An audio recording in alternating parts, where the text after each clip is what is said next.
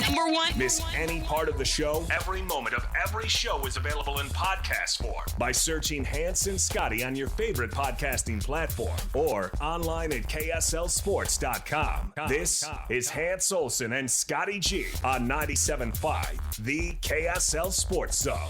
Hans Olsen, Mitch Harper. It is your Cougar Inside, your Cougar Preview Show, and we are, of course, going through this bye week together, which I'm happy with, but kind of sad because I want football this weekend. Yeah. But it's nice, Mitch, not having to put boards together, and I almost need to let my fingers take a break from typing and writing. So this is kind of a perfect time for a break, isn't it? It is. It's a good spot, and for BYU, they got banged up. That field, I thought it was noteworthy when Kalani even pointed out how tough that playing surface was, and going down on the field at Baylor after the game, it did feel as probably the 2024 version of closest thing to AstroTurf. It was hot, it was slippery, and it was a tough playing surface. So BYU got banged up, and it does come at a good time. And the challenge they've got is to come out of the bye week continuing this momentum, because last year when out of a bye week they struggled at TCU. So, but this is a different team. Everything we've known in the past about BYU and Kalani teams feels like it's gone out the door, and this is a completely new look, a new feel, new vibe, and obviously new look results, because BYU is in the thick of this Big 12 race now. So, Mitch, I know that you went out to Waco and you were able to get back here safe and sound. How was your pregame meal? What did you end up doing? Because I bumped into some trouble with those chili cheese dogs. The 9 a.m. chili cheese dogs, man. And that's what felt weird a little bit. You knew that probably Baylor put in the invoice, 2 or 3 weeks in advance. They didn't care about the 6-day window kick time. You get a 10 a.m. kick, 11 a.m. And so we're eating morning dogs at 9 a.m. So yeah, I dipped into the pigs in a blanket. That's where I went. I just felt hot dogs were a little too much at 9 a.m. Oh, dude. Chips and queso at 9 a.m. too. I just thought it's a little bit much. So I went pigs in a blanket. I had a couple of those. Did you cover those in the chili? I dipped them in the queso, actually. What a nightmare, man. Yeah. It was a nightmare of a pregame meal that it ended up, it really did battle me. It fought me tooth and nail, and I was like, it's going to win. I ended up winning eventually, but man, it felt like it was going to take me down. I'm glad I avoided then the chili dogs. Well, what was crazy too, it was an all meat chili. You saw it was a beanless chili, and it was spiced up, kind of a heavy spice, and then I think that it had some brown sugar and cinnamon in it. That chili didn't know if it wanted to be extremely spicy or extremely sweet, and what it ended up being was extremely meaty and extremely difficult. It was, and it was under those heating lamps, and it just in a pot. It did not sit well for folks. It was like somebody from the Relief Society was like, "Oh, did they need that chili? What time do they need it?" Well, 10, Sarah. 10? It made me realize, too, how just the media, doesn't matter what time, what's thrown out there, they're going to eat it. They're going to gobble it up, man. Oh, Give me those dogs at 9 a.m. They did. They caught me hook, line, and sinker. I was sitting in there. Rebel's looking at me like, you might want to take it easy. I'm like, mind your business, Greg. Hans's hot dogs? I'm curious the alliteration that Greg went with. Oh, yeah. Happy Hans with his hot dogs. Something crazy. It has a hot dog in each hand, Hans. But we ended up getting through it, and obviously BYU gets that win at Baylor. Just some crazy things that are going on, Mitch. I mean, you and I talked a lot about this team in the preseason, and I felt like 6 wins would be a good season. Yep. If they could get to a bowl game, I wasn't sure if they would be able to. And here they've racked up 5, and they've got 7 in front of them, and things look really good. Just how far have they outkicked their coverage in terms of wins and losses for you? They've exceeded it by at least 2 games. I thought BYU could be 3-2 was kind of my best case scenario coming into the season, and beyond that too, they've completely outkicked their coverage. Any sort of notion that there's a hot seat too for Kalani, and that's out of sight and out of mind. Oh yeah. And Kalani has shown that beyond the wins, this is a team that they've got depth. They're playing at a high level, and their body of work to this point too is pretty impressive. And I still have some questions about SMU long-term. They've beat what I think is a bad TCU team and a bad Florida State team, but still, they destroyed them and put up huge offensive numbers.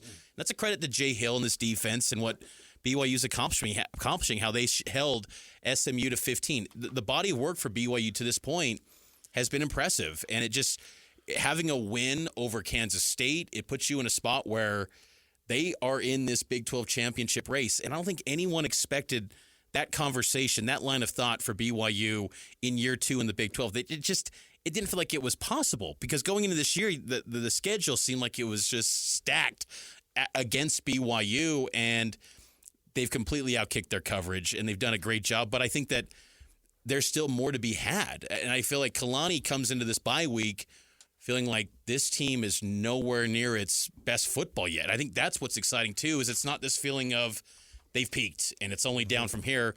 I think they can still put out a better product and improve as they continue to get healthier and maybe continue to get more improved play from Jake Retzlaff as he continues to settle in. So it's good times right now for BYU. Well, that's what Jay said. He said that their defense can continue to improve, and I think that that's what Roderick said with DJ and PK this morning, that they feel like they have not played their best football. And obviously that's always a good way to handle it because you need to always be looking forward and progressing. So you bring up Jake Retzlaff, and we talk Big 12 championship possibilities. Yep. Can you do it with a guy like Jake Retzlaff? Because, we're looking at quarterbacks. Josh Hoover is number 3 in the country in yardage. Shadur Sanders is number 6 in the country in yardage. Alan Bowman is number 7 in the country in yardage. Brendan Sorsby is number 8 with Cincinnati. Baron Morton is number 12.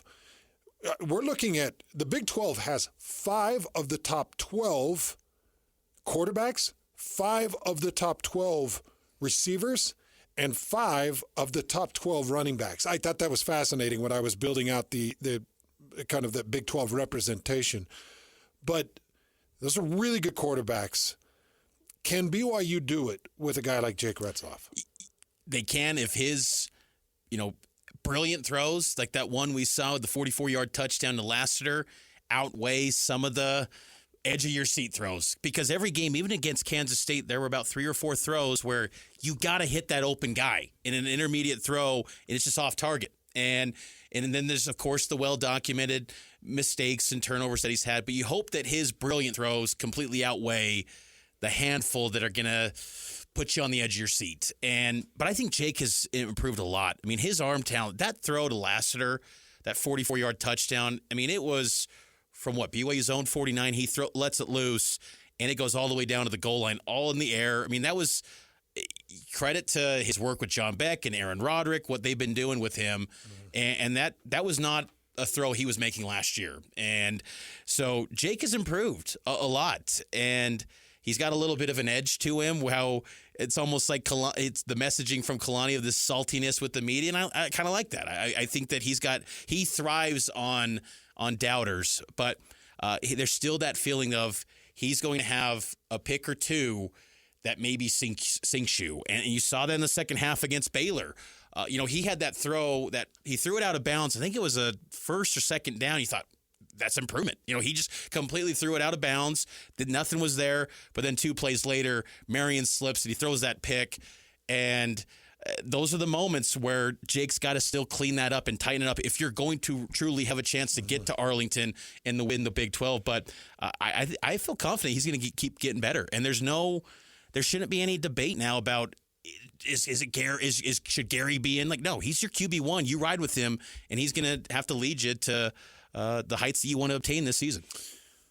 So just a couple of thoughts on that with Retzlaff, and I agree with you. I do think he's continued to improve, and we asked him in the post game if he's able to rely on his defense, and that helps him not make some of those bad decisions because he knows his defense will get the ball back for him. And he said, I don't feel like I've got to make the big play every time. I don't feel like I have to make the big play. I don't like the fact that ball got batted and that there was a pick. He was trying to throw a 5-yard out for a 3. What was needed was a 2-yard, or was it a 3-yard? Might have been a 3-yard gain. I think it was 3. 3-yard gain, and he was looking for the 5-yard out. It was just past the numbers where he was trying to bury it down in, and it got batted up in a pick. But, those little things like that just continue to improve and understand that your defense has your back and they'll get you another down. Outside of that, a lot of his numbers and his efficiencies are starting to jump off the page. Yep. And the reason I feel like, because I've had people ask me this, can BYU do it without a Shedeur Sanders? Can they do it without a Jaron Hall? Can they do it without a Zach Wilson? Can they do it without one of these premier quarterbacks? And the reason I feel like Jake Retzlaff has the possibility of doing it is because we saw it at Riverside City College. Yep. You know, his numbers at Riverside City College were ridiculous, and it made him the highest-rated JUCO quarterback coming out in that year. He went through for 4,600 yards in that season. He threw 44 touchdowns in that season. And then he put a ton of rushing yards, 515 yards on the ground and 6 scores rushing. So I look at him, I'm like, man, I've always said, even through the mistakes, even through the doubts of what this team could be, I've always said he's a champion. He's a champion at heart. He's a warrior. Yep. But then it's like, okay, can his body and his overall ability, can it match his warrior heart? Because his warrior heart is there. You know, one of the first things he said to Greg Wrubell and I in the postgame was, hey, how dumb does Vegas look now? 4.5 wins. It was one of the first things he said to us. And Greg and I just started laughing. He goes, 4.5 wins. You kidding me? Stupid. We've already covered that, haven't we? It was like, yep, already covered it. You know, we saw the picture of him with the phone and the quarterback rankings. And this guy is a warrior. He's a champion at heart. And then it's like, okay, can his body match that? Can his body match the checks that his heart is writing? Yeah, because his heart writes some really big checks, man. He does. And the thing is, I mean, you go back to even last year when Roderick identified him and Matt Mitchell identified Retzlaff and felt he could be a QB1. There was even whispers that maybe he could push Keenan Slovis to be better, but then he had the tonsils and those removed, and he really was behind the 8 ball in that spring of last year, and it kind of put him behind the curve there. But he has improved a lot, and you saw it at the tail end of fall camp, those final 2 weeks when there was a feeling when Bohannon had a breakthrough practice, and it just from that point forward, oh, you're doubting me? I'm going to turn it up. And it was just like, there was a moment where you felt like Retzlaff was turning the corner, but then that's SMU game, you felt, oh no, like this is going to be a season where BYU's going to have to win some rock fights and lean on this defense. And luckily for Retzlaff, they got a defense that's legit this year and it's going to show up wherever they go. But he's gotten better every single week, and I just think that that's exciting for BYU. And then it'll help his cause too to have some continuity at running back. And they're at 5-0, and it's been a revolving door of personnel at running back. That SMU game, it felt like, okay, we're seeing LJ Martin become the workhorse back, and then goes down. Instantly, gets tripped up. It felt like he, injured his ankle almost twice in that game. And he goes down, and then it's just, Sione Ayamoa emerged, and then Enoch Nawahine this past week. But if they can have some continuity, some reliability at that running back position, that will help Jake's cause too, because every week he hasn't, it's been kind of a hodgepodge deal at that running back position. Yeah, it has.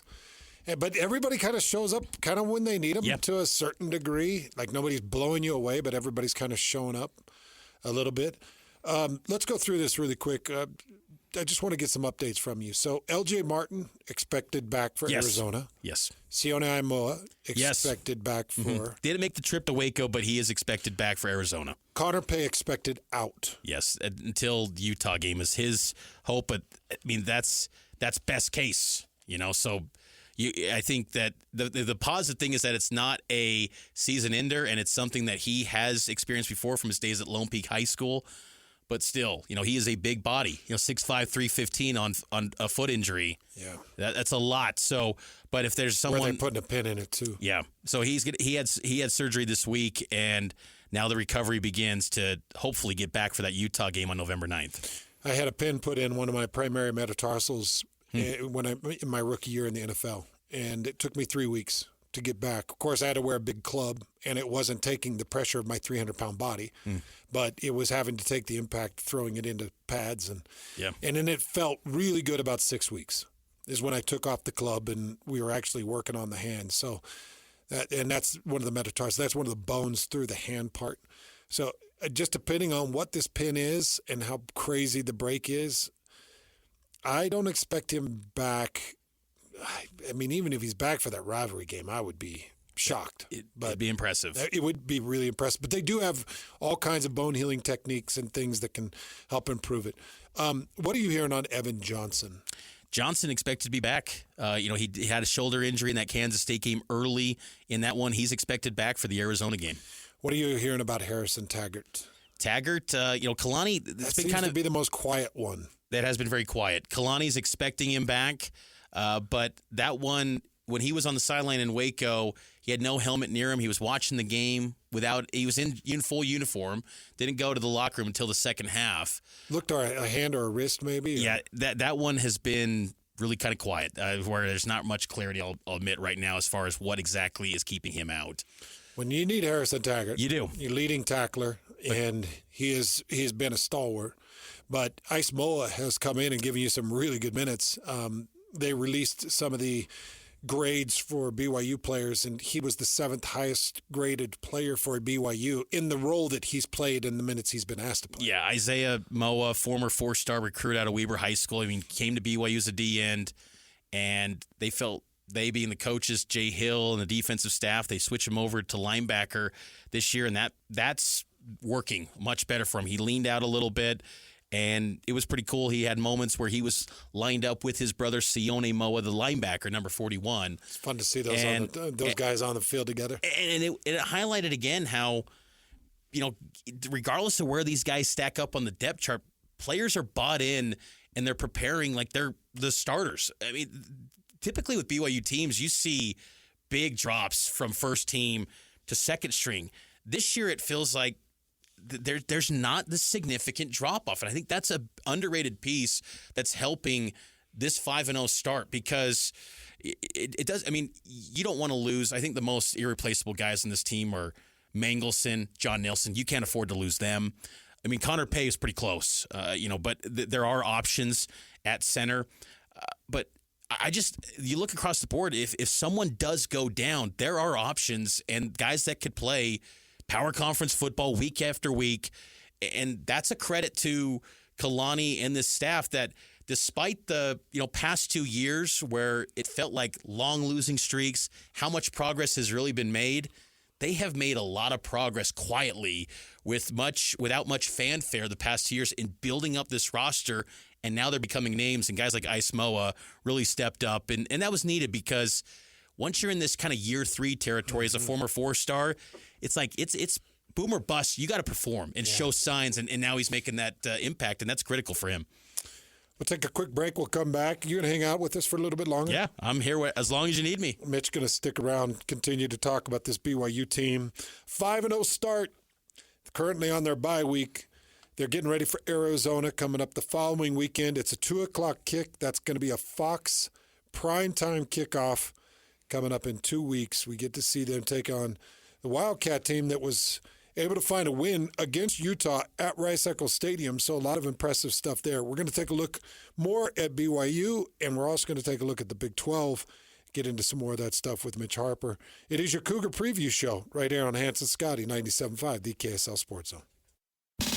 This is DJ and PK. Joined by Darius Lassiter. We can see progression with the offense, and you can always improve. But looking at it as we approach the second half of the season, how much do you think the offense can improve? You think it's doing well enough to win ball games, obviously, but I'm wondering if you think that there's a significant jump the offense can take. I feel like this offense hasn't even scratched the surface of how good we can be. Last week, we showed what we could do in the first half, but it's 2 halves to a game. So I feel like once we execute a full game like that, to where we put up 31 points in each half, that we can be like, okay, this is a full, complete game by the offense. Catch DJ and PK mornings from 6 to 10 on 97.5, the KSL Sports Zone. You're locked on to Hans Olsen and Scotty Chin. That's right. Yeah! On 97.5, the KSL Sports Zone. Also wanted to remind you that those Cougar updates are brought to you by GoPave Utah. Attention, commercial property managers and business owners. This winter, don't let snow turn your parking lot into a haunted house. Let Go Pave Utah clear the scares away. GoPaveUtah.com. Mitch Harper, our Cougar insider, he's hanging out with us. You can find all his work at KSLSports.com. Do you like what you do, Mitch? You enjoying this thing? I love it. I mean, it's my passion. So I mean, it's so much fun to create content for on BYU. And the thing is that BYU is interesting, where you have a program that just has so many angles to it, where you have you have a strong history, where there's a standard of winning over decades, and that's still this expectation, I think, from people like Tom Holmoe, who said that coming into this year. Tom Holmoe said to back in August, he said year 2 in the Big 12 is about living up to the standard. And so you've got this winning standard, but then you've also just got generations of fans that consume it. And now you have this new thing that no one's ever experienced in a power conference. And if somehow you won a conference title in this league, and look, you can say what you want about the Big 12, but for BYU, this is the best league they've ever been in. And, to chase it now, it's something new. It's just this chase for something, heights that they've never reached before. It's fascinating. And then you add in the whole, we've talked about before, things like the Cougar Tail, the environment, the fire knives. Like BYU it's a spectacle every single week. And then when they lose, man, it's, sound the alarm, and it just makes it fun. Like I love the highs and lows and all of it, and just tracking it all, and maybe being a piece that can give people and readers and listeners a glimpse into what's going on with BYU sports. So, yeah, I mean, long story. I love what I do. BYU is killing it, man. They're just killing it. They're evolving well. Yeah. Their stadium ops have been incredible. That Kansas State game kicking off with the crazy LED blue lights that are going, and the insane entrance, and the big flags that the student sections pull from the bottom row all the way up to the top row. And these flags are gigantic. And then the signage across the east side of the stands, I can't remember, like 100 years of football or something. Yeah. And then they flipped it over and said, "Go Cougs," or something crazy. Like the entire side, eastern side. And then everything in between. Mitch, you've been covering BYU for a while. It just feels like the stadium is at a different level right now. It is, and it used to not be this way. I mean, I remember when Bronco was the head coach when he first began. I mean, BYU was still kind of a place where people didn't really wear blue to games, and now it's a thing where BYU at night and stuff like that. It's becoming a deal, and I really believe it ramped up after that Baylor 2022 game. Brett Yormark came to BYU. It was his first visit to Provo, and he gave some real, I would say, advice and also insight to where you got to level it up, BYU. Yeah. Like, you got to deliver an experience. That's what Yormark's all about, is entertainment and experience. Yeah. And, from that moment forward, and BYU before that point, they were doing a lot with, David Almodovar and his marketing team.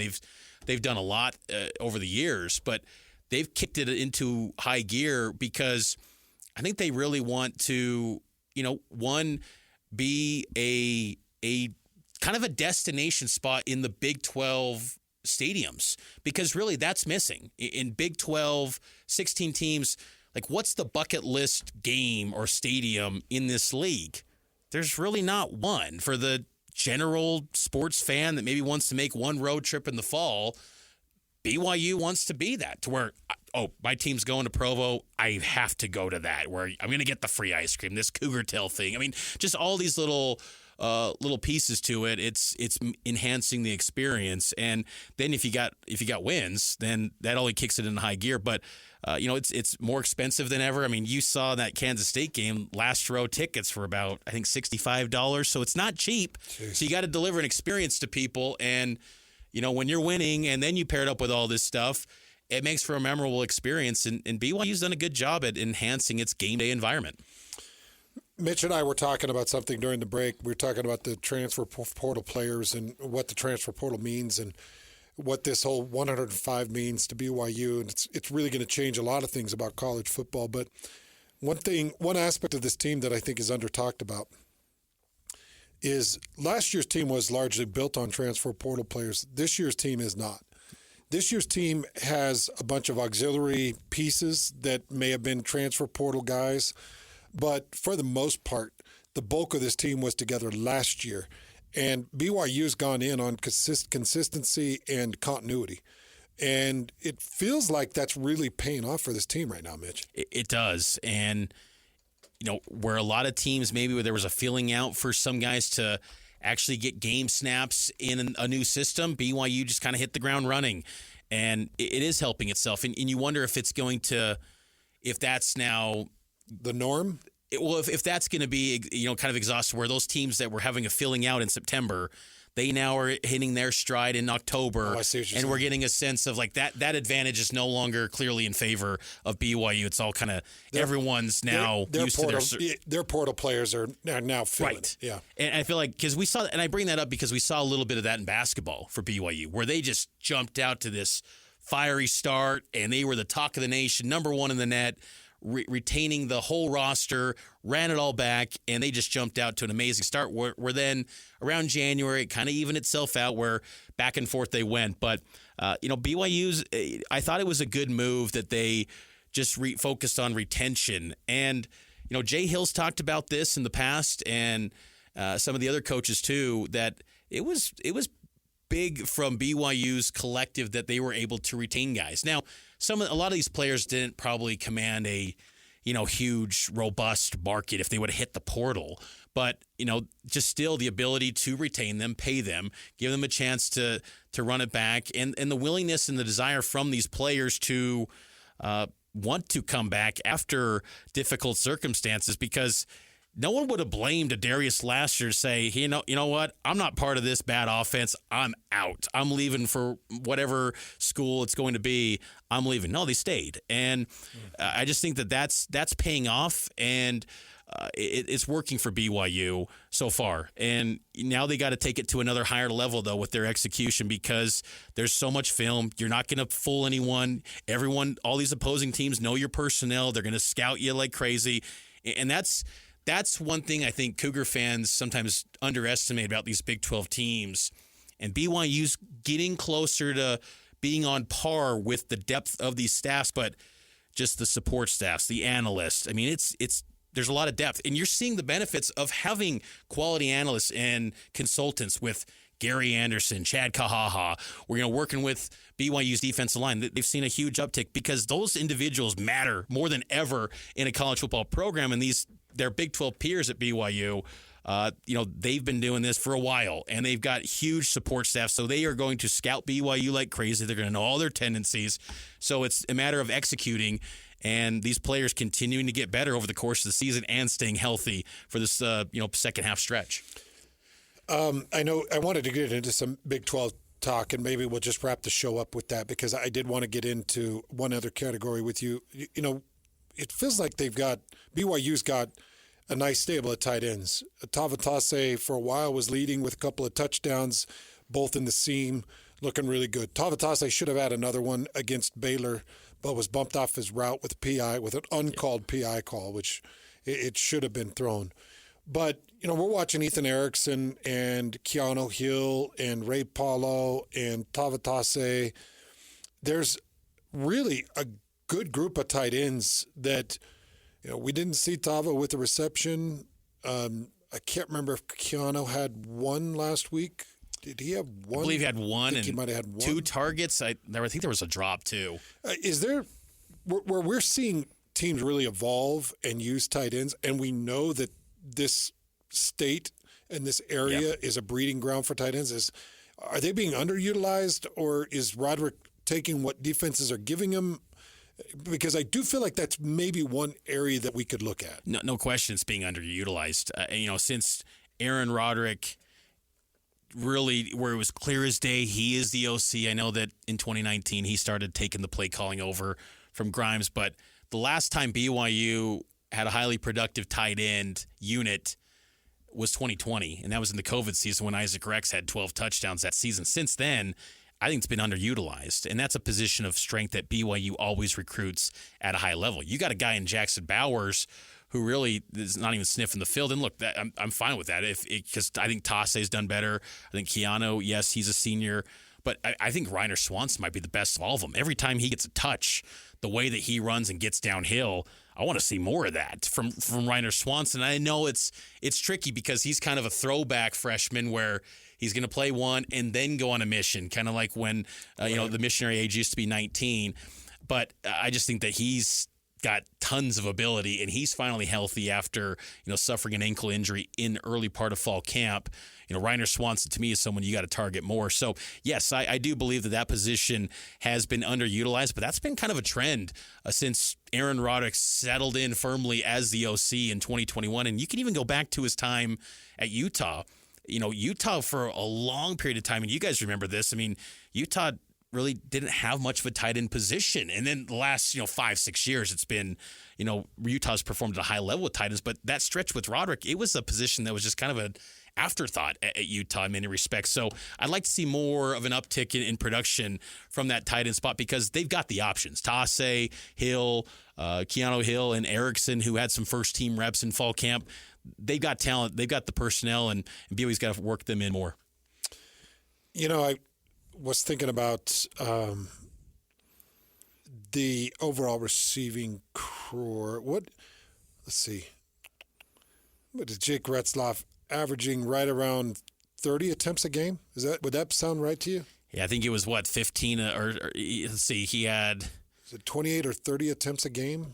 Yes, that's somewhere in there. It's like 31, I think, this past week. I mean, he's been around that every single week. So, you think about your attempts and what your targets look like. I need Chase Roberts to have 7 to 10. And he was underutilized against Baylor. Yeah. Right? He only had, I believe, 2 catches. I need Darius Lasser to have 5 to 7. Yep. I need JoJo Phillips to have 3 to 5. I need Keelan Marion to have 3 to 5. I need Parker Kingston maybe 2 to 4. It's like, you start to stretch it's so tough for me, Mitch, because it's easy for me to just say, well, throw the tight ends more. Yeah. But then the argument that's going to get pushed back on you is, okay, well, who do you want us to take the targets from? I'd say everyone, I would say, and particularly in the case of Reiner Swanson, I would say, to me, he could be your third best receiving option. I think he's got that potential. After Chase Roberts clearly won, and then Darius Lasser too. After that, who could be that third most targeted guy? I think there's an opportunity for a tight end. And I think that, there's a chance for, I'd love it to be Keanu Hill. But I think Keanu's Kibo's had a tendency of some drops, and that's got to clean up. And that's something that, there hasn't been enough discussed about that, where Retzlaff probably could have even better numbers if some of these games, even K-State, drops are happening. Chase Roberts had a drop, too, in that game. Darius had 2 that were brutal. One would have been about a 35, 40-yard gain. The one was in a screen look. Yeah. Hit him right in the hands. The receivers, though, are good for BYU, and I understand that argument, but I just think that it could unlock something with this offense because I just think it's got to go to another level. It can't just be what it's status quo from what's been the first 5 weeks. I feel like you're seeing it with the defense where there's these new wrinkles every single week, and that could be a new wrinkle that maybe scouting reports are not as dialed in on BYU's tight ends, and that could maybe catch a few teams off guard because these next 2 home games, Arizona and Oklahoma State, you somehow pull off these games, and look, you could lose them. BYU could lose these games. So you got to play some really good football. They haven't just suddenly they're going to be a home run and they're going to be a clear-cut favorite in every game. But that could be something that could really be a difference or an X factor like it was for SMU. Getting to Ase, that was a huge touchdown in retrospect. So I think it could be a real big piece for BYU, hopefully going forward. All right, we'll come back and we're going to give you Mitch's Big 12 power rankings. We'll kind of walk you through what he sees, what I think, and where BYU stands in the big picture of things. That's all coming up on your Cougar Preview Show here on Hans and Scotty, 97.5, the KSL Sports Zone. It's official. 97.5, the KSL Sports Zone, is your official radio home of the Utah Hockey Club. When the puck hits the ice this fall, you'll hear every goal, every check, and every tension-filled moment right here on the Zone. Your exclusive home of the NHL and the Utah Hockey Club in Utah is right here on 97.5, the KSL Sports Zone. Looking for the latest on the Jazz, Utes, Cougars, and Aggies? Yeah! We've got you covered. This is Hans Olsen and Scotty G on 97.5, the Sports Zone. I want to know what happened to you, Lloyd. You used to be somebody I could count on comedically. I don't know about that. I've just completely lost you. I don't even know who you are anymore. Oh, no, I feel like you know who I am. I'm a good person. Well, you used to be a good time. Now you're a good person. Nobody cares about good people. They care about good times. That's why I'm in studio. Mitch is a walking good time right here. Mitch regretfully, he laughed. Gosh, Lloyd. Now I'm just thinking of that great outdoors line. You wouldn't know a good time if it sat on your feet and wiggled. That's a dang good line. Good movie. Good movie. All right, Mitch, let's get into this really quickly. Big 12. Give me your power poll.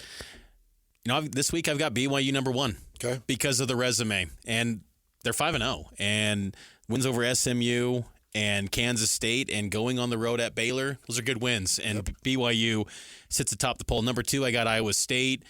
They had a huge win over Iowa. And unlike a lot of teams this year in the Big 12, they've got an identity. That defense is going – you're going to be hard-pressed to score more than 13 points on them. And that is their best team they've had since 2020 when they reached the Fiesta Bowl. They're good enough to go to the playoff, and their defense can go toe-to-toe nearly against anyone. That's a really good football team. And then number 3, I've got Kansas State. That was a huge bounce-back performance against Oklahoma State a week ago. 4 Arizona, and I got 5 Utah. I dropped them from 1 to 5 because not just the loss, because Utah's going to bounce back, but it's just the unknowns around that quarterback position. Isaac Wilson's going to be really good, and I've said it before that Isaac Wilson at this point is farther ahead than Zach was, and I watched a ton of Zach, covering every step of the way at his BYU career. Isaac's going to be really good, but that uncertainty at quarterback and having a freshman when this is the team to reach the playoff, it creates uncertainty where I've got to drop Utah down to 5. Utah all the way down to 5. Where do you got Colorado? 6. And that's feels a little high. I still have questions in the trenches about Colorado, but Travis Hunter is the best player in football, and Shedeur Sanders is the best quarterback in this league. Yeah. And because of those two guys and the star power that they conjure up, and I feel like that was the most complete football game we've seen from Colorado since Prime took over. That win at UCF last week, and because I just thought UCF was going to run all over them. I just thought they were going to just put Harvey 400 was yards. I thought Harvey, Benny Poon were just going to run all over him. But KJ Jefferson's not working out as well. I think everyone just thought, Gus Malzahn, Arkansas guy, that offense, it's going to be Cam Newton, like with KJ Jefferson. It's not working. He looks out of shape. It feels like a guy that got his payday, and it's going to be his last payday because he's not going to be an NFL quarterback. Mitch, thanks for your time, man. Appreciate you coming in. You bet, Hans. Always happy to do it. You're the best to do it. Find all his work at KSLSports.com. He keeps you up to date on all things BYU Cougars, whether it's football, basketball, or otherwise. That's Mitch Harper at KSLSports.com. Big thanks to Mitch. Big thanks to Jake Scott. Big thanks to Jay Hill. Jay Hill joined us. You can find all of that sound, all of that audio at KSLSports.com. You can just subscribe to the Hans and Scotty Show. It goes right into your feed, and you can have us in your ear whenever you need us. We'll take you home. We'll get you through the hard times. Scotty and I will. Lloyd, not so much. Doesn't like to laugh anymore. Used to be Mr. Fun Guy. Now he's just Fun Guy, if you know what I mean, like a mushroom. Scotty will be back with us coming up tomorrow. Maybe we can get some laughs out of Scotty. That'll all be tomorrow, but we'll hand it off to the guys, JJ and Alex, next.